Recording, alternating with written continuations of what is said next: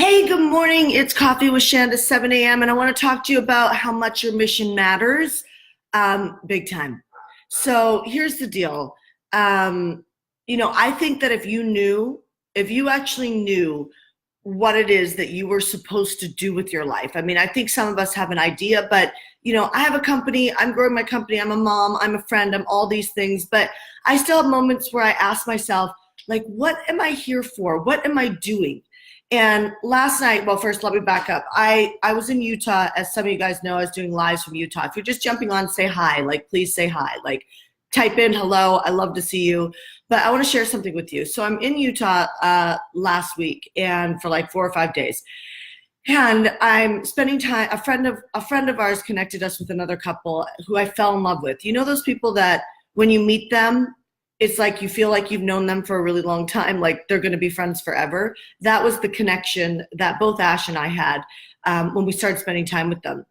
And the blessing in the friendship wasn't just that. The blessing was that I got to meet their little girl who literally just finished going through bone cancer chemo. And I've met people. I mean, I've met people that are going through cancer. I've met people who have passed away from cancer. I've been with friends as they walk through cancer. And sure, it's hard, and sure, like, I felt bad for them. But the truth is that this little girl like broke my heart wide open. And I share this with you because what happened last night is at about 1 o'clock in the morning, I woke up, and Zach might be coming up. I woke up, and I just started thinking about this little girl, and the fact that this little girl that just went through bone cancer, as you're going through things like that, when you go through things like this, you meet other parents that are going through things like this with their kids. And there was another little boy who her mother a couple days ago got notification that the little boy was not going to make it. And as a mother, I'm sure some of you guys are grandmothers, grandparents, nephews, cousins, people that you really care about that are little children have this way of just breaking your heart open. And it's a huge blessing. And the blessing that I had last night was just, I sat there and I prayed. Now, one thing that I hate about the spiritual and the religious world is this idea that one side thinks they're better than the other. There's nothing that I hate more. It drives me nuts. I mean, it drives me absolutely batshit nuts when people have a bad experience with being Catholic, or Mormon, and then they turn to spirituality and they turn away from religion. Like, I have a leadership training. People do that shit too. They're like, oh, they paste a story on it and they walk away, or they paste another story on it and they have a huge breakthrough. And so this couple is Mormon. And I share this with you because I watched them pray and love cancer, like with the way that they were talking. Like, I mean, my eyes broke open in tears immediately when I looked at this little girl, and I was like, does she have cancer? And then her mom told me afterwards, and my eyes just started to tear up. And then when I found out the little boy wasn't going to make it, and the anger that the other parent has, it just opened my eyes on a different level. And last night I woke up and I just felt these parents around the world. And I thought to myself, God, like, what are you complaining about in your life? Even think about this right now. Like, what are you complaining about in your life? What are you judging? What are you thinking that you're right about, like religious and spirituality, like, and it's like, stop this chaos out in the world. Because I sit there and I go, there are parents that were up last night bawling their eyes out, and grandparents bawling their eyes out. They say that cancer takes 10 years to develop a tumor, right? And it's like, you think, like, there are parents that were crying all night, begging for God to give them a blessing and a miracle of health for these little children. And I don't know why, but I felt them on such a level last night. And I really believe that God woke me up, and I just prayed and prayed and prayed and prayed. And I was holding my hands out, and I was like literally just asking for an anointing to be able to heal them. And I had no idea what I was doing, but what I know is that I was deeply feeling mission driven. I wasn't feeling sorry for them. I was feeling mission driven, like that we can make a difference, that love can make a difference, that, if people could actually just stop complaining about sending out emails with wrong links, or not getting a publishing house to publish your book or get an advancement, or the fact that you've been working at your business for 5 years and it still hasn't exploded. If we could, I talked to a woman yesterday. I happened to be near Ash when I was talking to a woman yesterday, and she was like perfect for our program. And I actually think she'll jump into the program, but she was perfect for our program. But she was still like, analyzing and second guessing. And I'm sitting there going, frick, like I know, she doesn't know this, but I know with her personality and her drive and her heart that she would be wildly successful. I know this. She doesn't know this. So then there's this act of faith. And my experience has been this constant act of faith as we grow our businesses and grow our lives. But, it doesn't work to just look at your goal and complain all the way there.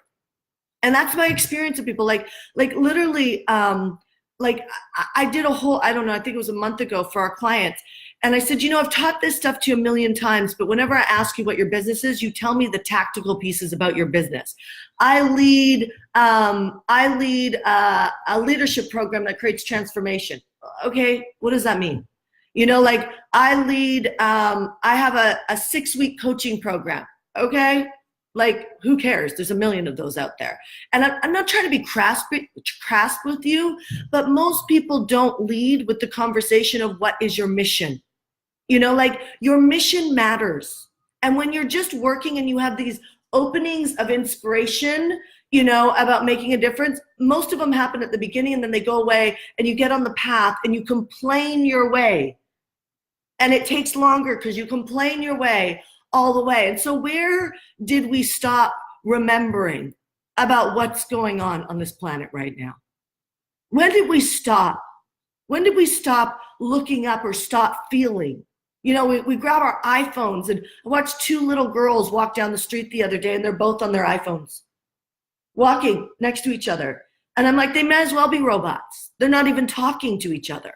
They're next to each other. There's friends, 2 human beings next to each other, and they've stopped feeling.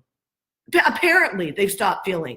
They're in a gadget connecting with everybody that's not with them. And so I just say for a second, there is a huge opportunity for us to massively impact the world. And I'm going to tell you something. If you want to make more money or be abundant, and I am the coach that definitely talks about money. And if you don't like talking about money, get off my live, because money touches healthcare. It touches magical moments. It touches good food. It touches good health. It touches, flying private if you want. Why not fly private? Right? It touches donating, putting a mission behind what you're doing, and donating $100,000 this year. You want to see your money go up? Get a feeling with something bigger than your effing goal. Get a feeling with it, and then start talking about it publicly. If this is making sense to you, tell me, comment, speak back to me. I get on these lives all the time, and the same people talk back to me. There's just these voyeurs. It's stop sitting on the sideline and watching life go by and somehow thinking if you work harder, let's be honest, you've worked pretty hard. It doesn't always matter, does it? It doesn't mean work hard means abundance, success, freedom. That's not the case. Talent either, by the way. Talent, the most talented are not at the top. Not at all. The most talented are not at the top. It's the best attitudes that are at the top, and the resilient people. And the people who are connected, that what they're doing is much bigger, and they stay connected to it, is much bigger than what they're doing right now, meaning that what they see. There's a plan for your life. There's a plan for your business. There's a plan. And so stop complaining about your way along, your journey along the way. Stop complaining about it. Start to feel again. This is something I've been working on so much, because I've noticed these moments when my breath has been taken away. Partner with people that you want to help succeed, not partnering with people because it would help you get ahead. You know what I mean? Change your come from. Feel again. Change your come from. Stop doing everything. Somebody So one of our clients was hiring a sales team that honestly has probably created a business around my business. I feel like I'm a whale going through the ocean, and there's all these little leeches of virtual assistants and like agencies that have all popped up around hardcore business. And I love that they're serving our clients. I love that. But it's like the minute that there's a moment like yesterday, their agencies collapse because they haven't done the work that we teach in Pace Private, which is how to build an audience and how to actually serve that audience so you can monetize your business, not on anybody else, but on yourself, your own pure merit. And one of my clients called me yesterday and she says, she's getting frustrated with their sales team. And she said, but like she works for this person and this person and this person, considering they all make really good income, I figured she was a good fit. And I said, don't assume anything. And don't chase money. I love talking about money because that's what people come to me for. They want to figure out how to monetize their missions. The problem is they forgot to feel when they're building out their missions. They got so goal-oriented and so intense that intensity actually only creates survival. It doesn't create freedom. It creates survival. And so I said to my client, I said, well, just because she works for these people. And she said, oh, she just opened her agency, which had me go ding, ding, ding. She's probably one of the fish that's leeching off my whale, so to speak, right? And I said, she's working for these people, which means that she's not solely focused on you. And you have to think about the future and you have to say, what is your vision? What are your resources? What are you good at? What are you willing to do? Are you willing to sell with the sales team? Are you willing to share resources? Do you want, is this just getting you from here to there and then you're going to build a sales team later? Like you're going to start at ground zero in 2 years or a year from now. You just want to get through this moment and make some money. Watch your come from. Watch your come from. And really make sure that whatever you're doing today, that you're making a decision that is coming from some level of making a difference for somebody else. And by the way, that's not sitting there telling the world that you're sure, hardcore makes a difference for people. But there's a difference in my come from when inside our company, we're talking about who's making the list this year. The list is people inside of our community that we see as huge potential powerhouses that can transform the world. And they've showed up in a way that my coaches and I have seen them, and we're going to pour into them over the next couple weeks as they get to see how powerful they are. We're going to pour into them. And we're being very intentional about that because of the way they've shown up. That's not a company, that's not me saying, hey guys, let's like sell more. Let's like do this. Let's hit our quotas. That's a company that's going, looking up, and I'm transforming like remember in school where there's always the in crowd? I want to redefine the in crowd so it doesn't have the negative stigma with it internally in hardcore. I'm constantly working on creating a movement internally, not after they just pay me and get the product. That's what they pay me for, right? But how do you go over and above and create a real bond and connection and a movement with people so that they go out and create movements, right? And I'm saying all this because it's all about the come from. And if you don't feel anymore, when somebody's hurt and you don't feel anymore, or somebody's talking and you're like, can you get on with it? Can you just get to the point? That is a shut down feeling. It's control, right? And so I just want to open you up today because it was a gift. It was a gift last night that I got to pray all night. It was even more of a gift that at a moment that somehow I thought I could heal, that I would have some ability to heal. As crazy as that sounds, right? But, I've seen people become preachers and they were completely never wanted anything to do with the church. Sometimes the things that you resist the most or the things that you don't believe are even possible are the things that are your anointings. And so I just want to say to you guys, it's time to put down the phones. It's time to feel again. It's time to spend some time and look at your business and ask yourself, what is this mission really doing other than making the difference that people are paying me for? That's called your standard. You should provide the transformation that they're paying you for. But what is the over and above?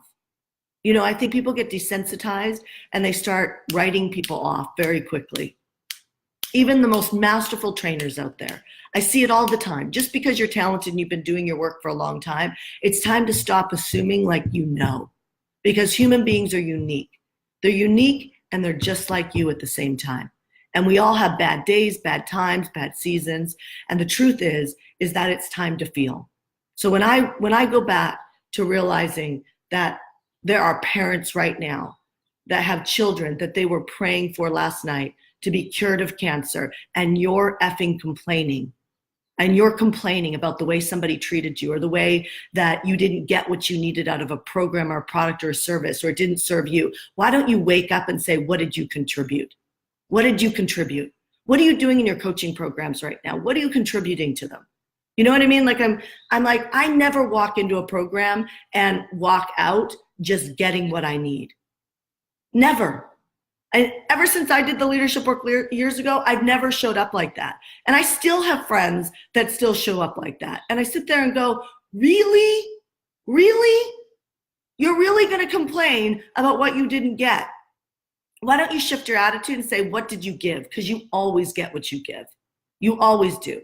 So if you're checked out in iPhones, on computers constantly, surfing the internet all the time, not connecting with people that you care about, and you don't have a business that you're contributing, if you're not donating some of your money out into the world to something that matters to you, I am sorry, but you are still goal-orientated. And if you're goal-orientated, you don't deserve to be at the top. You shouldn't have the profit margins that you aspire to have, because you still don't get it. You're actually doing things under the facade that it's making a difference, but you're actually not putting your ass on the line to donate a percentage to something more. So I want to share something with you, and I'll end on this. When I realized that working was a privilege, my life changed. I don't complain about work. I haven't for many, many years. When I realized that pressure was a privilege, it transformed my relationship with it. No different than my friend who literally has it all, sold their company for $350 million, has it all. An amazing marriage, amazing. The Lord is in the center of their life, 100%, they're Mormon. And they have a little child that they're just praying to the Lord that cancer doesn't come back, that gets scanned every 3 months. And I just stop and I just say, your mission matters. When those people can walk through what they're walking through, and they can actually be in an emotional state of gratitude, so can you, so can I. So I just challenge you today. Challenge you to look at what you're doing. Challenge you to put your ass on the line for something that matters to you. And I personally know that it took me a long time to find things that mattered to me, because I was that disconnected from my feelings. So look at, what are you really doing today? Because what people pay you for is your standard. That is what you deliver because they've paid you for it. But what are you doing over and above that? Right now, currently, we donate 10% of all of our PACE private sales to single moms and adopted children. We have a mission to donate $1 million this year, and that is our mission. And so with that being said, I challenge you to play a big game. That's a big game for me, a huge game for me. Some people it's not, some people that feels impossible. It's a really big game for me. I'm afraid of that donation. So I just invite you to play in the same game. But I will tell you that when we're off our numbers to hit that donation, my head coach yesterday was telling our coaches internally that it's powerful to watch how Shanda and us as a team create more events, create more ambition. We create more. We create more to stay trued up to that vision.